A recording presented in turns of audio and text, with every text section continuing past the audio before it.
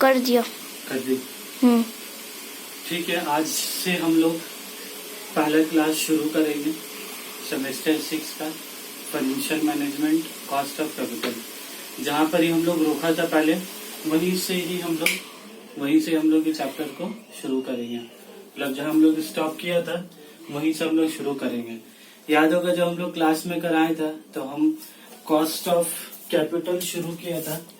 Already इसका 2 या 3 class जहाँ तक हमको याद है कि हम ले चुके थे इसके बारे में, कॉस्ट ऑफ कैपिटल के बारे में। ये वाला कॉस्ट ऑफ कैपिटल वाला चैप्टर में इसमें बहुत सारा पार्ट था। जैसे कि जैसे इसमें एक पार्ट था पहला कॉस्ट ऑफ डेट। उसके बाद हम लोग का इसमें था कॉस्ट ऑफ प्रेफरेंस शेयर्स। ठीक है, उसके बाद इसके अंदर में हम लोग का इसमें पार्ट था कॉस्ट ऑफ इक्विटी। उसके बाद इसमें था cost of retained earnings. Cost of retained earnings, इसमें 4 पार्ट था। और 5वां पार्ट इसमें एक और था। ये जो चैप्टर अपने का है कॉस्ट ऑफ कैपिटल। कैपिटल बोलने का मतलब क्या हुआ कि कभी भी फाइनेंशियल मैनेजमेंट वाला जो सब्जेक्ट में इसे हम लोग को मेन करना है इसमें कि हम लोग को मान लो रुपये उठाना है। मेन एक्चुअली जो चैप्टर था, मेन रुपया चैप्टर था इसके ऊपर में था कि हम लोग को कैपिटल, हम लोग को बिजनेस में कैपिटल चाहिए, करीब 10 लाख रुपया चाहिए।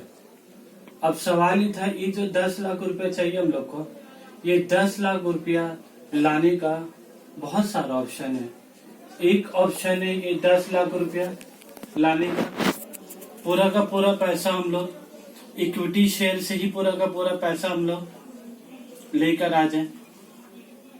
ये एक इसमें ऑप्शन था कि जो 10 लाख रुपया चाहिए पूरा का पूरा 10 लाख रुपया हम लोग इक्विटी शेयर में से आ जाए। इसका दूसरा ऑप्शन ऐसे भी हो सकता है कुछ पैसा हम लोग, जैसे अगर 10 लाख है तो 5 लाख रुपए इक्विटी शेयर से लाए, 5 लाख रुपए क्या करें प्रेफरेंस शेयर से पैसा लाए। इसका कुछ ऑप्शन ऐसे भी है रुपया लाने का कि कुछ पैसा इक्विटी शेयर से मंगा ले, कुछ पैसा प्रेफरेंस शेयर से मंगा ले, और कुछ पैसा बाहर में से डेट के शकल में मंगा ले। तो ये सब बहुत सारा क्या ऑप्शन है। तो 10 लाख रुपए लाने के लिए या तो इक्विटी से भी ला सकते हैं, या तो इक्विटी और प्रेफरेंस शेयर से क्या यहाँ से भी मिलाकर 10 लाख रुपए क्या है, यहाँ से भी मिलाकर ला सकते हैं 10 लाख रुपया। और या तो मेरे पास तीसरा ऑप्शन क्या है 10 लाख रुपया क्या है, यहाँ से भी ला सकते हैं 10 लाख रुपया। अब मेन सोचने वाला बात क्या है कि हम यहाँ से भी ला सकते हैं, ऑप्शन 2 में से भी 10 लाख रुपए उठा सकता है, और ऑप्शन 3 में से भी ला सकता है। तो हम लोग को जो अपना कंक्लूजन करना है, हम लोग को जो अपना कंक्लूजन करना है, या हम लोग को अपना कंक्लूजन कह लो, या इसको प्रैक्टिकल लाइफ का बात अगर कह ले, अपना फैसला कह लो, डिसीजन कह लो कि वो ऑप्शन में से कौन सा ऑप्शन बेटर होगा। ऑप्शन 1 बेटर होगा, which option will be better. इसका आंसर ऐसे क्या जाता है, ये तीनों ऑप्शन में से क्या है, हम पूरा 10 लाख इक्विटी से उठा ले, ये भी कर सकते हैं। 10 लाख रुपया 5 लाख इक्विटी से लेके आए, 5 लाख रुपया प्रेफरेंस शेयर से लेके आए, या तो 4 lakh equity 4 lakh preference share 2 lakh रुपए डेट में से लेके आए। ये तीनों ऑप्शन में से वो ऑप्शन बेटर होगा जिसका मेरा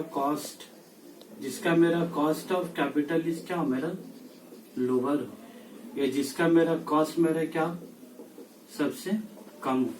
तो हम लोग तीनों रास्ता में से वो रास्ता यूज करते हैं जिसमें से हम लोग का कॉस्ट क्या हो तुम्हारा सबसे कम हो। तो इसीलिए अब कॉस्ट हम लोग कैसे निकालेंगे, तो इसीलिए चैप्टर का नाम ही क्या अपना कॉस्ट ऑफ कैपिटल, इसलिए चैप्टर का नाम है। तो जिसमें से हम लोग को अगर देखना है, तो अगर हम लोग को कॉस्ट ऑफ कैपिटल निकालना है, कॉस्ट ऑफ कैपिटल निकालना है, 10 लाख रुपया कैपिटल का कॉस्ट निकालना है, तो इसके लिए हमको क्या निकालना होगा, कॉस्ट ऑफ डेट वो पहले पढ़ा करना होगा, उसके बाद फिर कॉस्ट ऑफ प्रेफरेंसेस उसके बारे में पढ़ा करना होगा, कॉस्ट ऑफ इक्विटी उसके बारे में पढ़ा करना होगा, और लास्ट में क्या अपना cost of retained earnings. Cost of retained earning, retained earning क्या है कि मेरे पास पहले से खुद का कुछ पैसा रखा हुआ, तो 10 लाख में से हम बाहर से कुछ मंगाने वाले और कुछ पैसा हम अपना खुद का लाने वाले। ठीक है, पॉज करो।